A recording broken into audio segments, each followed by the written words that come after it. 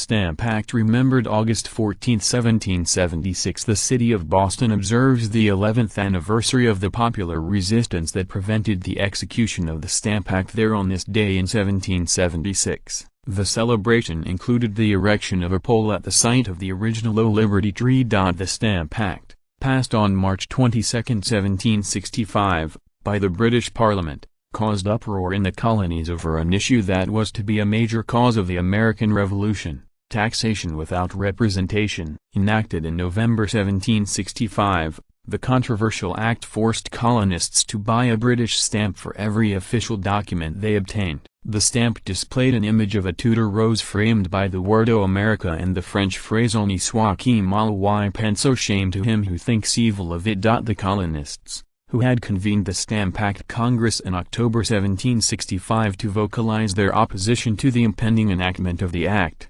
greeted the arrival of the stamps with outrage and violence. Colonial merchants called for a boycott of British goods. Some went further, organizing attacks on customs houses and the homes of tax collectors. A group of Bostonians calling themselves the Sons of Liberty hanged an effigy of stamp distributor Andrew Oliver from a gallows they dubbed the Liberty Tree. They beheaded and burned the effigy, burned a building they thought to be the Stamp office, and invaded Oliver's home, threatening to kill him. Oliver had already fled the premises and resigned his post rather than face further attacks. In every state except Georgia, the stamp master resigned under duress, making the Stamp Act impossible to implement. Parliament voted to repeal the Stamp Act on March 18, 1766, but at the same time passed the Declaratory Act, which asserted that the British government had free and total legislative power over the colonies. The Declaratory Act, though, carefully omitted any assertion of Parliament's right to tax colonists. At the same time,